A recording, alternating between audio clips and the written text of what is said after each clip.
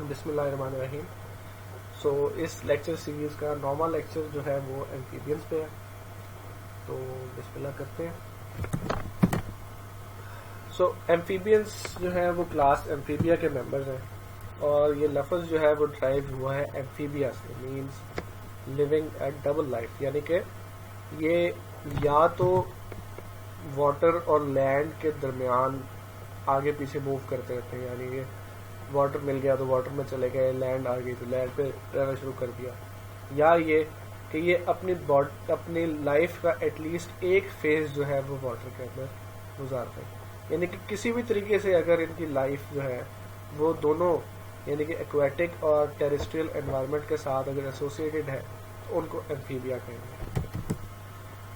Other than fishes all vertebrates including amphibians are called tetrapods. Tetra means 4, pods mean feet. Fishes से आगे जितने भी classes आ रही हैं उन सब के 4 आपको अपेंडेजेस या लिम्स मिले। अब ये सिवाय एंटार्क्टिका के दुनिया के हर बड़े आज़म में आप एम्फीबिया जरूर मिलेंगे और तकरीबन 3000 के करीब स्पीशीज हैं जो कि एम्फीबिया में आती है। एम्फीबिया क्लास जो है इसको 3 ऑर्डर्स के अंदर सेपरेट किया गया है। कॉर्डेटा जिनमें सैलेमेंडर्स आते हैं, और एक चीज कॉर्ड से आप जेन में रखें कि ये टेल की बात हो रही है, इनके अंदर टेल होती है। जिम्नोफियोना इनमें सिसिलियंस आते हैं जो कि वर्म लाइक एम्फीबियंस होते हैं, और ए न्यूरा जिसमें टोड्स और फ्रॉग्स आते हैं। तो सबसे पहले कॉर्डेटा पे हम नजर डालते हैं। ये एक रिप्रेजेंटेटिव एनिमल है और इसका नाम है ब्लू रिंग्ड स्प्रिंग सैलेमेंडर। आपने डेफिनेटली किसी डॉक्यूमेंट्री में या इनको जरूर देखा होगा। जो लैटिन वर्ड है कॉडा जिसका मतलब है टेल, और ग्रीक वर्ड है एटा इसका मतलब है टू बियर, यानी कि इनके अंदर टेल मौजूद होती है जो कि इनका डिफाइनिंग फीचर है। Member of this order are called salamanders and newts. आम तौर पे सैलेमेंडर्स और न्यूट्स में जो है वो फर्क करना एज सच साइंटिफिकली पॉसिबल नहीं है, क्योंकि देखने से कुछ साइंटिस्ट किसी एनिमल को न्यूट कह देंगे और कुछ साइंटिस्ट को सैलेमेंडर्स कह देंगे, लेकिन ये कि इनकी बॉडी फॉर्म्स देखने से आप इनको डिस्टिंक्शन नहीं दे सकते कि ये न्यूट है या सैलेमेंडर। तो ये दोनों नाम यूज होते हैं और इनकी टेल जो है वो थ्रू आउट लाइफ परसिस्ट करती है। Plus they have 2 pairs of legs, मतलब 4 लेग्स होती है। Most salamanders inhabit moist forest floor and they have aquatic larva. अब आप ये देखें कि इनकी लाइफ एज एन एडल्ट आम तौर पे लैंड पे गुजरती है, यानी कि चाहे वो मॉइस्ट लैंड की ही बात हो रही है, लेकिन इनके लार्वा क्योंकि एक्वेटिक हैं, that's why they are the members of class Amphibia. Some families in this order inhabit caves where the temperature differs from them. आम तौर पे गारों वगैरह में देखा जाए तो इस तरह के एनिमल्स आपको मिलते हैं, क्योंकि गार जो है आम तौर पे उनमें टेम्परेचर की फ्लक्चुएशन बहुत ही ज़्यादा एक तो नहीं होती, दूसरा ये कि ह्यूमिडिटी का लेवल उधर आम तौर पे मेंटेन रहता है। That's why they would like to inhabit those environments. अब साइज में भी इनकी बहुत सारी वेरिएशन है। कुछ सैलेमेंडर आपको चंद सेंटीमीटर के मिलते हैं, और दुनिया का सबसे बड़ा जो सैलेमेंडर है वो जैपनीज जायंट सैलेमेंडर है जिसकी लेंथ जो है वो 1.5 मीटर तक है। और फर्टिलाइजेशन की अगर बात की जाए तो इनमें इंटरनल फर्टिलाइजेशन है, और कुछ एम्फीबिया जिनमें एक्सटर्नल फर्टिलाइजेशन भी है वो हम आगे जाके पढ़ेंगे, लेकिन इनमें जो फर्टिलाइजेशन है वो फीमेल की बॉडी के अंदर होती है, which means it is internal fertilization. अब होता क्या है कि मेल्स जो है वो एक पिरामिड की फॉर्म में, ट्रायंगुलर फॉर्म में एक मास सेक्रीट करते हैं जो जिसको स्पर्म कैप कहते हैं। वो स्पर्म कैप जो है वो बेसिकली टेक अप कर लिया जाता है फीमेल सैलेमेंडर्स में क्लोएका के थ्रू। वो स्पर्म कैप है उसको इंजेस्ट कर लेती है और वो फिर आगे जाके स्पर्माथीका जो है उनके अंदर स्टोर हो जाते हैं और फिर वो इंटरेक्ट करते हैं एग्स के साथ और फर्टिलाइजेशन हो जाती है। और फर्टिलाइज्ड एग्स जब ले किए जाते हैं, वो जैसे आप यहाँ पर देख सकते हैं तस्वीर में, क्लम्प्स की फॉर्म में ले किए जाते हैं, स्ट्रिंग्स की फॉर्म में भी हो सकते हैं, यानी कि बीड्स की तरह एंड टू एंड अटैच हुए हुए, लेकिन ये क्लम्प्स की फॉर्म में, प्लस एक प्रोटेक्टिव झिल्ली है उनके इर्द गिर्द जो कि इनको ड्राइनेस से बचाती है। और एक चीज जो यहाँ पर ऑब्जर्व की गई है कि इनके जो लार्वा हैं वो अपने जो एडल्ट फॉर्म है उन्हीं की मिनिएचराइज्ड कॉपी है, बेसिकली छोटे साइज के सैलमेंडर्स ही हैं, बट जो फर्क है वो ये है कि इनकी टेल जो है उन पे फिन लाइक मेम्ब्रेन होती है। सेकेंडली उनके अंदर गिल्स मौजूद होते हैं जो कि एक्सटर्नल गिल्स जिनको कहा जाता है। इन सब species larva undergo incomplete Metamorphosis, मतलब आमतौर पे जो हमने देखा है कि जो लार्वी हैं वो सेक्सुअली मेच्योर नहीं होते और वो मेच्योरिटी जो है वो इनकी एडल्ट फॉर्म में आके इनको मिलती है। लेकिन सैलमेंडर्स की कुछ स्पीशीज जो है उनके अंदर सेक्सुअल मेच्योरिटी उनको लार्वल स्टेज के अंदर ही मिल जाती है, which is referred to as incomplete metamorphosis. So next order जो है उसका नाम है जिम्नोफियोना। जब भी किसी वर्ड में जिम्नो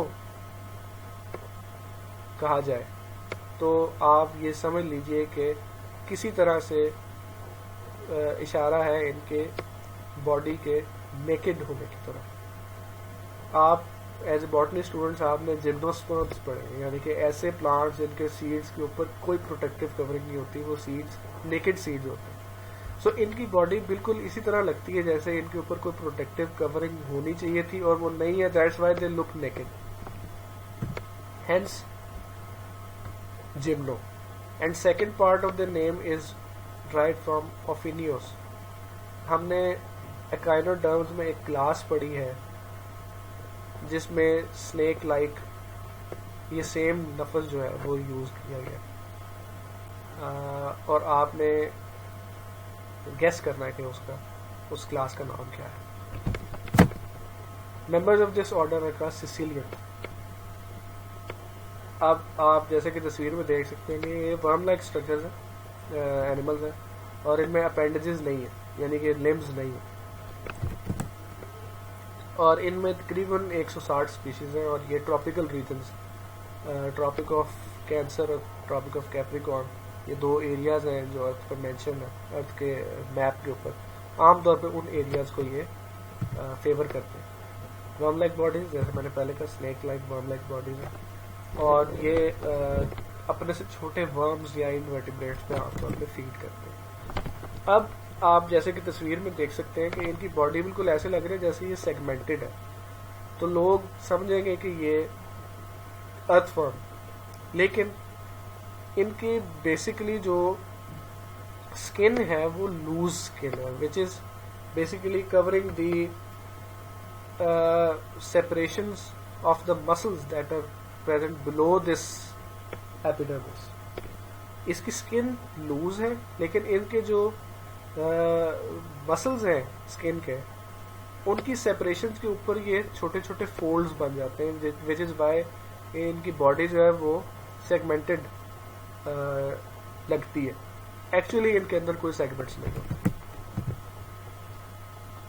अब इनकी आईज के दरमियान एक छोटा सा रिट्रैक्टेबल टेंटिकल होता है, सिग्नल, जो केमिकल्स के सिग्नल्स को डिटेक्ट कर सकता है कुछ स्पीशीज में। लेकिन इनकी आईज जो है वो कॉन्स्टेंटली स्किन, इनकी जो लूज स्किन है उससे कवर्ड रहती है, विच इज वाई इनकी जो साइट है, सेंस ऑफ साइट है, वो प्रॉपरली डेवलप नहीं हुई है। इसलिए आमतौर पे सिसिलियंस जो है वो तकरीबन अंधे होते हैं, ब्लाइंड होते हैं। ओके, इनकी फर्टिलाइजेशन जो है वो इंटरनल होती है, और सम स्पीशीज जो है वो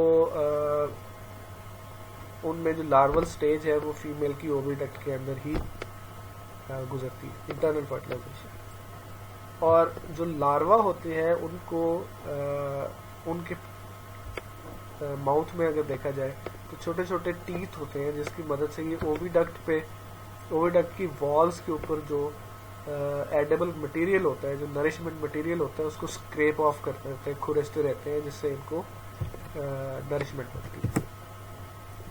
और Some species lay eggs. Their larvae can either be aquatic or their embryo may develop on land. अब कुछ स्पीशीज में ये होता है कि इनके लार्वी जो हैं वो एक्वाटिक है, लेकिन उनके जो एग्स हैं वो लैंड के ऊपर है, यानी कि जैसे ही एग्स हैच करेंगे वो फॉरन वाटर की तरफ चलेंगे. Third and the most well known order of this group is anura. ए जैसे मैंने पहले मेंशन किया था, ए जिस वर्ड में आ जाए आमतौर पे उसका मतलब होता है no. Nura means tail. So these animals do not have tail. As we can see कि फ्रॉग्स के अंदर टेल नहीं होती, और इनमें तकरीबन 35,000 स्पीशीज हैं इन animals. So they are found in moist environments. लेकिन आपको हायर ऑल्टीट्यूड्स पे जैसे पहाड़ी इलाकों में आपको आमतौर पे फ्रॉग्स और टोड्स नहीं मिलते, और कुछ, लेकिन इसके बावजूद कुछ स्पीशीज ऐसी हैं जो आपको डेजर्ट्स के अंदर भी मिल जाती हैं. अब एडल्ट्स जो हैं उनमें टेल नहीं है, लेकिन इनके जो टेल की साइड, टेल के एंड पे जो वर्टिब्रा है वो फ्यूज हो जाते हैं और यूरोस्टाइल का एक स्ट्रक्चर बना देते हैं. और जैसे कि सब जानते हैं कि फ्रॉग्स की जो पिछली टांगें हैं वो लंबी और वेब्ड होती हैं, जो उनको हेल्प करती हैं लीप करने में. और फर्टिलाइजेशन, फ्रॉग्स के अंदर फर्टिलाइजेशन एक्सटर्नल है. ये वाहिद ग्रुप है एम्फीबियंस का जिसमें जो फर्टिलाइजेशन है वो एक्सटर्नल है. जिनको फियोना और जो सैलेमेंडर्स हैं, क्वाडेटा जो है, उनमें फर्टिलाइजेशन इंटरनल है, लेकिन फ्रॉग्स में फर्टिलाइजेशन एक्सटर्नल है. और इनकी लार्वल स्टेज को टेडपोल कहा जाता है. पर अगर टेडपोल की लेग्स डेवलप हो जाए तो समझ लें कि टेडपोल जो है वो अपनी लार्वल स्टेज के ऑलमोस्ट आखिरी हिस्से में. और लार्वा जो है वो उनके हर्बीवोरस है, और ये एलजी और इस तरह के छोटे मोटे जो प्लांट लाइक स्ट्रक्चर है उनको फीड करते हैं. और इनकी मेटामॉर्फोसिस जो है वो ड्रास्टिकली चेंज करती है कुछ टैडपोल से एडल्ट फ्रॉग के अंदर, which includes the formation of limbs and the disappearance of tail. अब एक आमतौर पर बहस की जाती है कि फ्रॉग और टोड में क्या फर्क है. ये एक नॉन साइंटिफिक ट्रिवियल टर्म है बेसिकली, लेकिन लोगों ने पहचान करने के लिए एक नॉन साइंटिफिक टर्म इनको दी है. हालांकि ये एक ही ऑर्डर के अंदर है, लेकिन इनकी अपीयरेंस को सामने रखते हुए जो एक नॉन साइंटिफिक आपके क्लासिफिकेशन की गई है वो इसलिए की गई है कि जो फ्रॉग्स हैं उनकी स्किन में आपको वर्ड्स या दानेदार या आप कह लें क्लम्प्स नजर नहीं आते. टोड्स जो हैं वो उनकी स्किन देखने से रफ लगती है क्योंकि उसमें आपको क्लम्प्स और वर्ड्स नजर आते हैं. This is the only difference between frog and toad. वैसे ही है कि एक नॉन साइंटिफिक टर्म है. तो thank you very much for listening. Stay safe, stay home. इंशाल्लाह नेक्स्ट लेक्चर जो है वो 10th लेक्चर एम्फीबिया के मुख्तलिफ लाइफ फंक्शन और मेंटेनेंस के हवाले से हो. Thank you very much. अल्लाह हाफिज़.